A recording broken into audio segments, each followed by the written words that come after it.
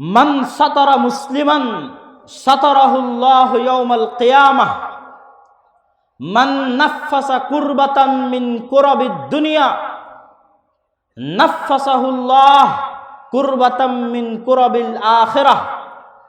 যে ব্যক্তি আল্লাহর কোনো বান্দা, দুনিয়ার কোনো মুমিন মুসলিমের ওপর থেকে একটি বিপদ, একটি কষ্টদায়ক বস্তুকে দূর করে দিবে, সহযোগিতা করে দূর করে দিবে, কিয়ামতের মাঠে আল্লাহ তার কিয়ামতের কোনো বিপদ আপদ, দুঃখ কষ্টকে দূর করে দিবেন।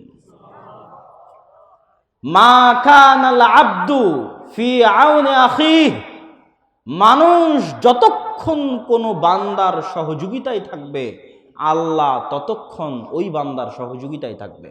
কোন মুমিন, কোন মুসলিম যদি তার অপর মুমিন মুসলিম ভাইয়ের দোষ ত্রুটি গোপন রাখে, আল্লাহ কিয়ামতের মাঠে তার দোষ ত্রুটি গোপন রেখে দিবেন। কোন মুমিন, কোন মুসলিম যদি তার অপর মুমিন এবং মুসলিম ভাইয়ের জন্য দোয়া করে, তার আড়ালে, তার অগোচরে, তাহলে ফেরেশতারাও অনুরূপী যেন তার জন্য হয়, এই মর্মে আল্লাহর দরবারে দোয়া করবে।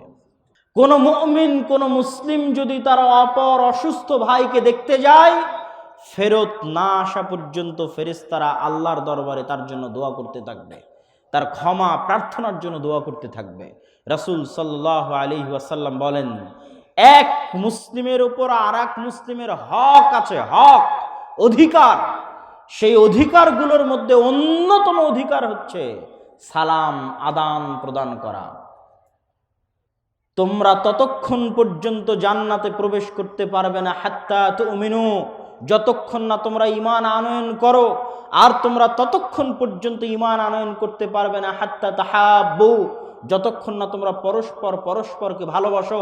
আওয়ালা আদুল্লুকুম, আমি কি তোমাদেরকে এমন একটি বিষয় বলে দিব না যেটা করলে তোমাদের পরস্পরের মধ্যে ভালোবাসা বাড়বে? আফশুস সালাম বা এরকম, তোমরা পরস্পরের মধ্যে সালামের প্রচলন করো, তোমাদের মধ্যে মহাব্বত বাড়বে, ভালোবাসা বাড়বে, এই ভালোবাসা তোমাদেরকে জান্নাতে নিয়ে যাবে।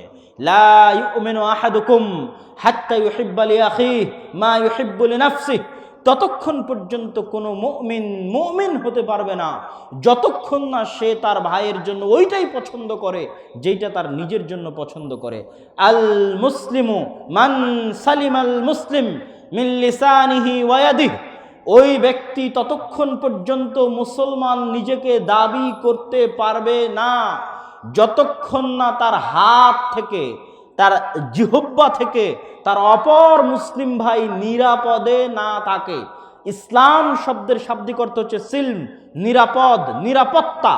তাহলে হাত থেকে, জিহ্বা থেকে নিরাপদে থাকবে মানে যে তিনটে জিনিস হারাম করলেন আল্লাহর নবী, ধন সম্পদ হারাম করলেন, রক্ত হারাম করলেন, মান সম্মান হারাম করলেন, এই তিনটে জিনিস ক্ষতি করা হয় হাত দিয়ে আর জিহ্বা দিয়ে। মান সম্মানের ক্ষতি করা হয় জিহ্বা দিয়ে, আর হত্যা করা হয়, ধন সম্পদ লুটে নেওয়া হয় হাত দিয়ে। এই জন্য তিনি বলছেন আল মুসলিমু মান সালিম আল মুসলিম, মুসলিম সেই, মুসলমান নিজেকে দাবি করতে পারবে সেই যার হাত থেকে এবং যার জিহ্বা থেকে অপর মুসলিম নিরাপদে থাকে। এরকম কত শত হাদিসের ভান্ডারে। আর আল্লাহ সুবহানাহু ওয়া তাআলা পবিত্র কোরআন মাজিদে এক মুসলিমের সাথে আর এক মুসলিমের ভ্রাতৃত্বের বন্ধন আবদ্ধ করে দিয়েছেন, এক মুমিনের সাথে আর এক মুমিনের ভ্রাতৃত্বের বন্ধন আবদ্ধ করে দিয়েছেন। এই ভ্রাতৃত্বই আনসার আর মুহাজিরদের মধ্যে ভ্রাতৃত্ব, এই ভ্রাতৃত্বই আউস ও খাজরাজ গোত্রের মধ্যে ভ্রাতৃত্ব, এই ভ্রাতৃত্বই আনসার, মুহাজির এবং ফাতহে মক্কার পরে যারা ইসলাম গ্রহণ করেছে